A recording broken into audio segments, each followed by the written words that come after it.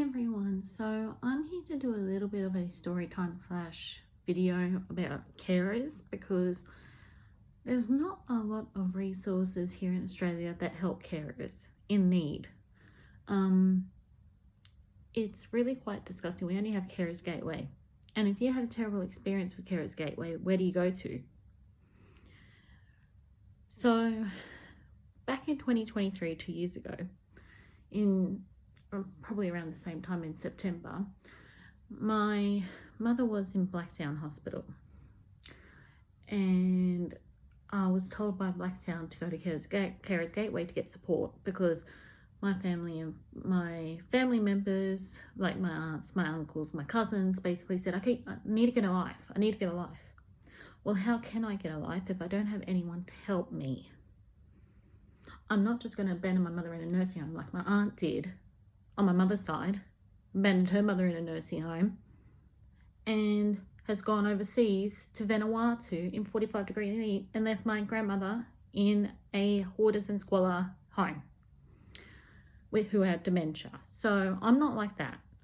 I don't abandon my mother. I don't care how many disabilities she has.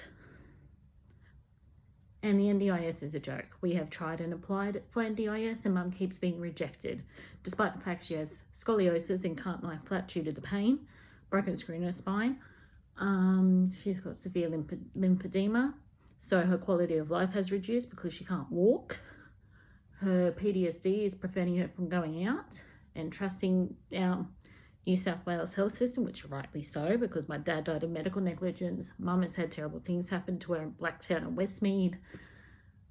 So where does the carer go to get support?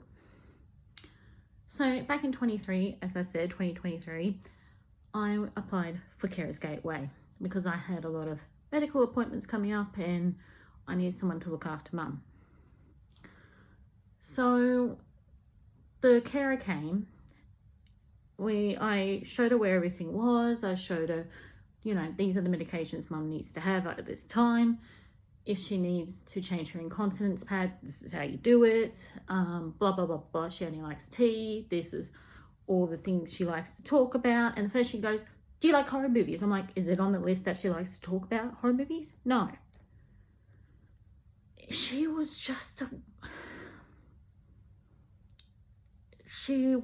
very inexperienced, and all she wanted was the money.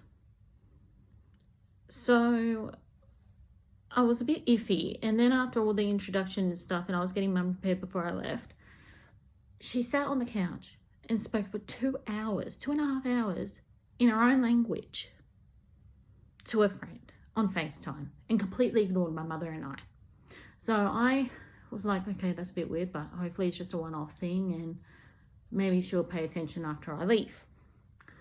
Well, as I get there, my mother calls me and she goes, look, the carer is not listening to me, she's not conversing with me, she's ignoring me, she's sitting on the dining table eating her lunch and hasn't offered me anything to eat or drink, hasn't given me my medication, none of that.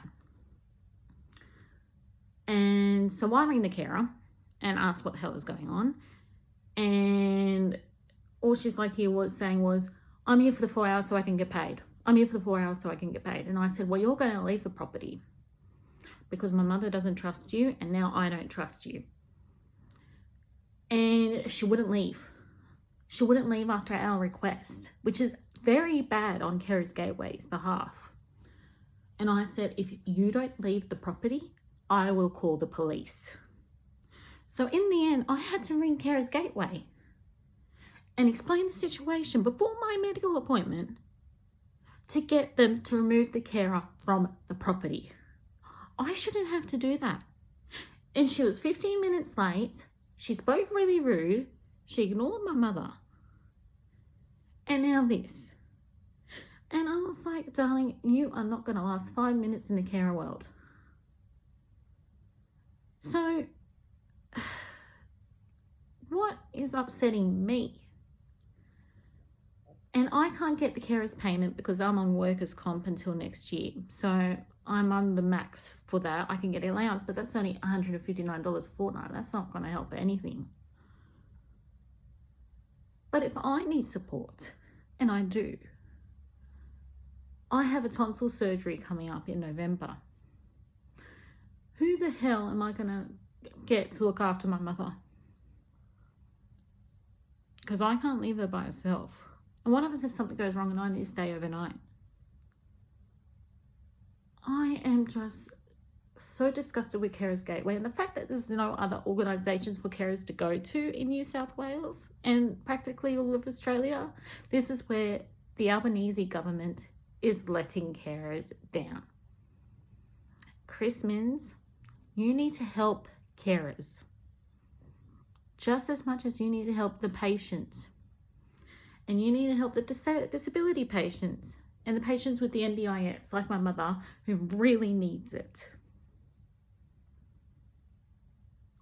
And yet we are getting paid shit money to look after a human being that we do gladly, and yet we're not getting the support mentally, physically, and financially.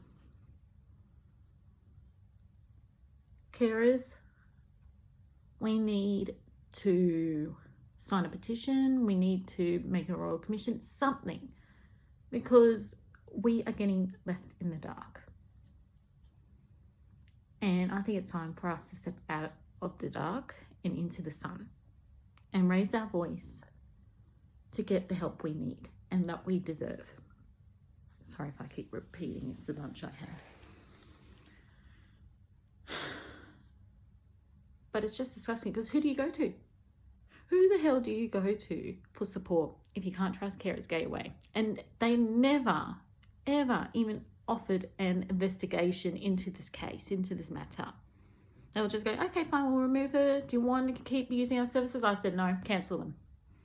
But they didn't ring to say, oh, hey, we're just investigating to let you know, and blah, blah, blah. Nothing like that. So that's my little story time about Carers Gateway. I hope this helps you guys somewhat. And yeah, if you need any other help, let me know.